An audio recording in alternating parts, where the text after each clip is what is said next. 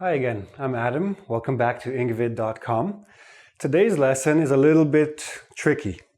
The reason I say it's tricky is because we're talking about specific words that are often interchangeable, that are often used in the same situations or same meanings.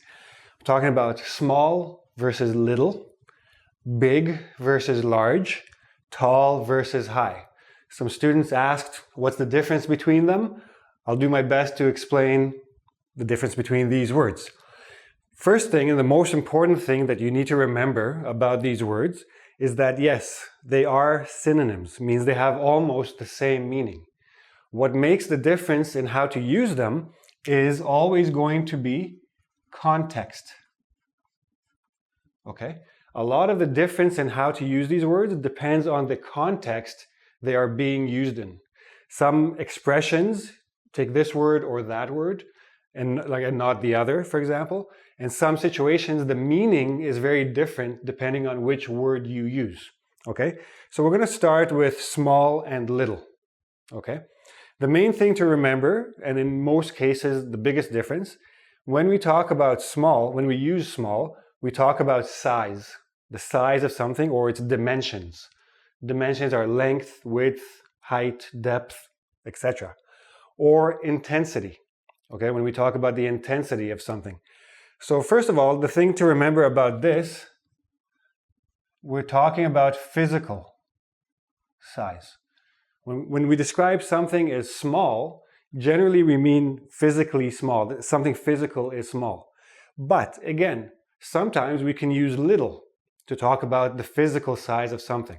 So for example, somebody has small hands, or somebody has little hands. The nuance is a little bit different, and this is what you have to be careful about. Nuance.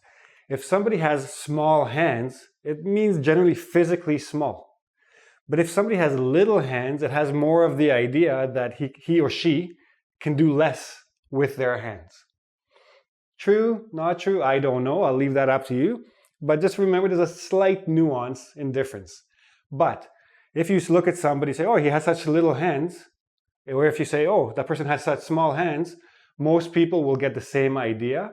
But again, context might tell you it's a little bit different. Okay, when I talk about intensity, again, it's usually something physical, like somebody has a small voice. If somebody has a small voice, sometimes it's a little bit hard to hear them. Did you hear that? Did you hear my small voice? Or do you hear my big voice now? But we'll get to that after. Usually we use little with uncountables. Money, time. I have a little money, not small money. Small money means, like in Canada, we have a dime, 10 cents. It's a very small coin, but that's not what we're talking about.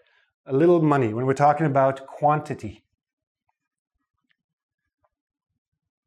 So usually when you talk about uncountables, things you can't count, and you're not talking about physical size, because it's not something physical. Physical things you can count. Uncountables, not physical things, you usually use small. If we talk about someone's stature, now what does stature mean? It means more or less like how people view this person or this thing. So look at the example. For example, if I say a small man versus a little man. A small man means usually physically small, maybe short, maybe skinny, whatever. A little man is something, we don't care about this person, right? He's small, I can step on him because doesn't have stature. A big man has a bit more stature. A large man is a large man, but we'll get to that in a second. When we talk about adjective of degree, when we use little almost like an adverb. So I'm a little tired, not small tired, a little tired. Or if you say, and that means just a little bit, right? Not a great amount. But if I say I'm a little irritated,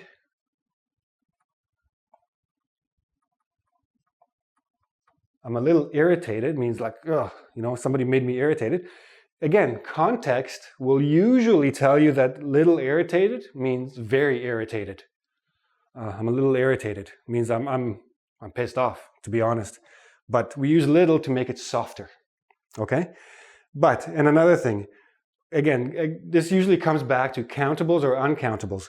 When we're talking about countables and we want to talk about the quantity, like how much we have, we say we have a small amount of something, or we have a small number of somethings.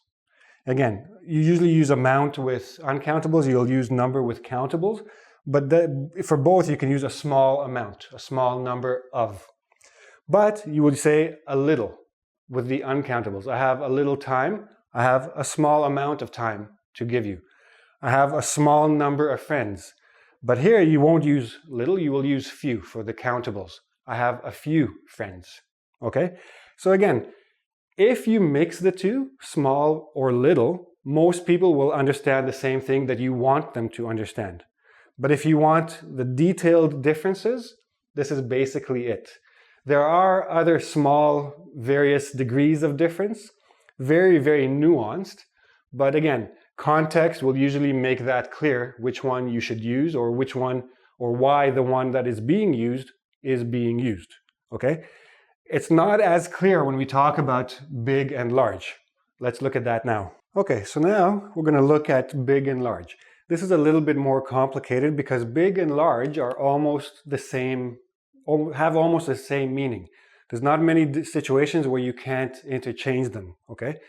Some people think that large is a little bit more formal than big, but not necessarily. Big and large can both be used to talk about size and dimensions. We mentioned dimensions before, but again, it's all about context. Okay? Then again, the nuances that come from the context will tell you which one you should or shouldn't use. So for example, if you talk about the big boss, the big boss is basically like the CEO, right? He's the president, the top guy. He's going to be the big boss. He's at the top. He's the most. If you say the large boss, sounds a little bit strange if what you mean is CEO or president. If you say the large boss, I'm thinking the fat one. Okay? There's 2 or 3 bosses. There's the CEO, there's the president, there's a COO, etc. You're talking about the large boss, I'm thinking about the big burly guy. Okay? So I wouldn't really say big boss if I mean heavy guy. I wouldn't say large boss if I mean top guy. Now, let's look at this one. You're talking about your brother. My big brother. What does that mean? Generally, it means older. My older brother, my big brother. Okay? As if you talk about your younger brother, my little brother. He's not physically small, he's younger. Okay? So it's the same idea. If you say my large brother, again, you're talking about a big boy, bigger than you anyway. And that's why you think he's large. And again, here we go about with amount or number, describing a quantity. I would say a large number of people came to the party. A large number of stars are in the sky, whatever. It's not a good example, but it's an example. I wouldn't say a big number. It just sounds a little bit strange. It's not very common to say a big number. Again, not wrong. If you say a big number of people came, everybody will understand. It's fine, but not commonly heard. But if you talk about amount, again, more common, a large amount of whatever, a large amount of money was spent, but you could say a big amount. Most people prefer to say large, it just sounds a little bit better for whatever reason.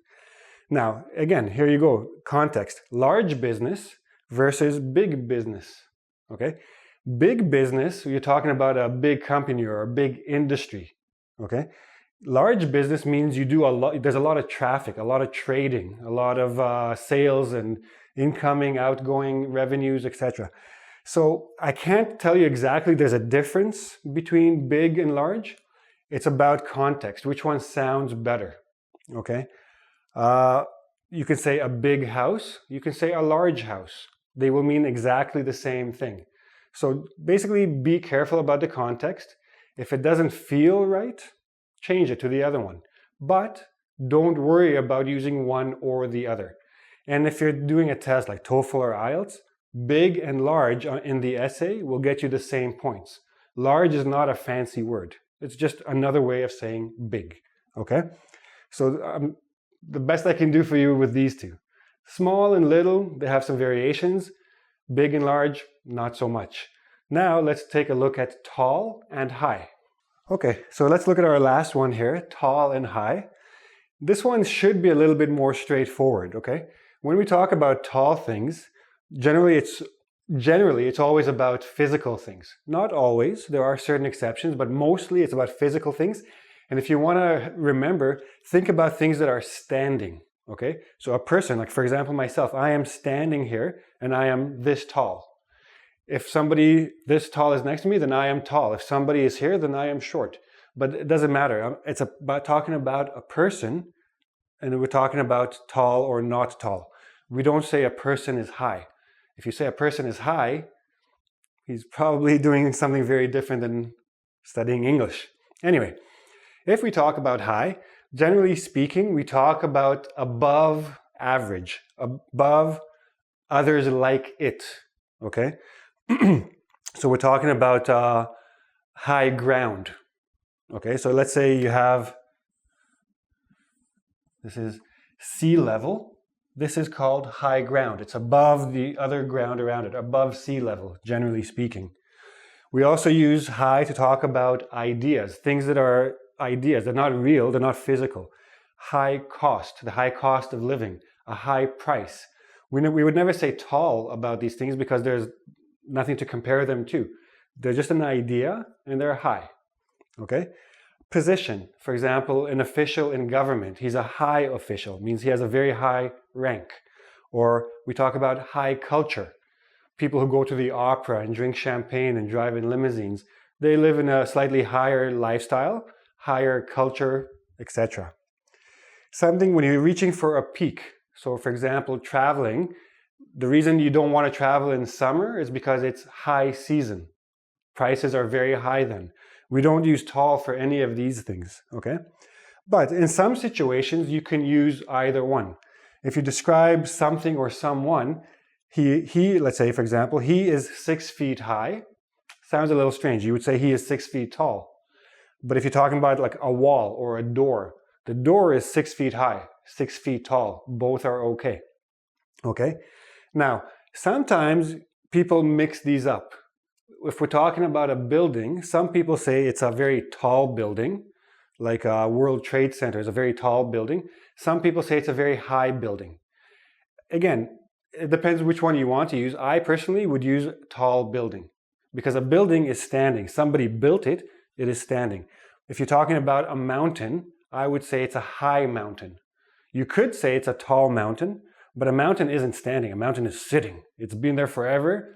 It's sitting there. Nobody put it there. It's not moving. So I consider it sitting and therefore it's high. It's higher than the ground or the other mountains around it. Okay? Again, context. Don't forget that. It's always about context. Although the distinctions here are a little bit more clear. Big and large, not so much. Small and little, yes and no. Tall and high, more clear cut. Okay? But again, if you need more practice, go to engvid.com. There's a quiz there you can try out. Also, don't forget to subscribe to my YouTube channel and come back again and take some more lessons with us. Thank you.